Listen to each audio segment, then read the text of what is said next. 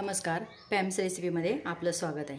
आज मी तुम्हाला खूप अशी पौष्टिक आणि अगदी सोपी रेसिपी दाखवणार आहे। शेवग्याच्या शेंगा सगळ्यांना माहिती आणि त्याचे महत्त्व आता सध्या खूप चांगले आहे। मोरिंगा पावडर, शेवग्याच्या शेंगा, शेवग्याची फुलं, शेवग्याचा पाला, शेवगा हा संपूर्ण 200 आजारांवर चालणारा आहे।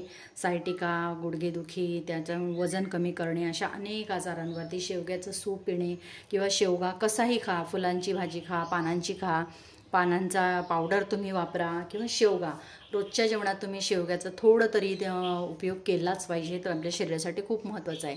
म्हणून मी शेवग्याचं सूप कसं बनवायचं, कारण रोज रोज भाजी खाऊनही कंटाळा येतो। तर शेवग्याचं सूप एखाद्या दिवशी संध्याकाळी तुम्हाला करायचं असेल तर शेवग्याच्या शेंगा घेतलेल्या आहे। त्यासाठी थोडं मी 2 जणांचं सूप बनवण्यासाठी घेतलं आहे, 2 ते 3 जण। तर अगदी थोडंसं खोबरं घेतलं आहे, थोडंसं आल्याचा तुकडा, थोडे 10-12 पाकळ्या लसूणच्या घेतल्या आहेत। ही आपल्याला मिक्सरमध्ये वाटून घ्यायचं आहे किंवा कुटून घ्यायचं आहे आणि नंतर आपल्याला फोडणी द्यायचं आहे। फोडणीसाठी आपल्याला कांदा, टोमॅटो, थोडीशी हळद, मीठ आणि धना पावडर घेतलेली आहे। आता मी हे वाटून घेते आणि मग आपण फोडणी देऊया। हे जाडसर वाटून घेतलं आहे आणि आता कुकरमध्ये किंवा तुम्ही कढईत शिजवू शकतात। कुकरमध्ये मी थोडंसं तेल घातलं आहे, त्यामध्ये आपल्याला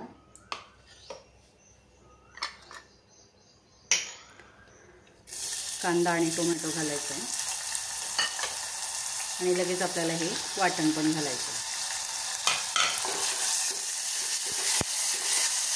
आणि हे फ्राय करायचं आहे।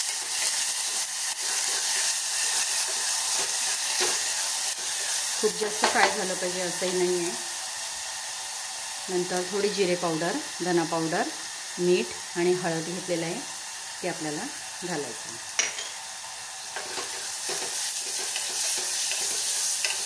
तुम्हाला आवश्यक असल्यास कढीपत्ताही घालू शकता तुम्ही।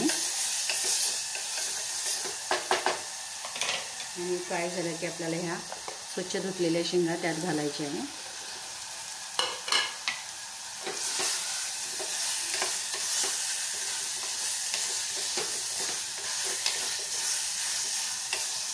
आणि मग पाणी घालायचं। आपल्याला किती सूप करायचं आहे त्या अंदाजानुसार पाणी घालायचं आहे।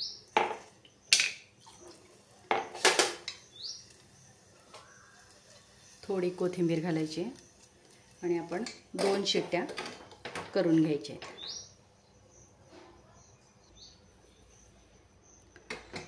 कुकरला 3 शिट्ट्या झालेल्या आहेत आणि आपल्याला पहा मस्त असं मऊ शेंगा शिजलेल्या आहेत आणि हे सूप आपण गरम गरम वाटीमध्ये काढून घ्यायचं आहे। मस्त असं झटपट शेवगा सूप तयार आहे। एकदा नक्की करून बघा पौष्टिक शेवगा सूप। व्हिडिओ आवडला तर लाईक करा, शेअर करा आणि इतरांनाही पाठवा।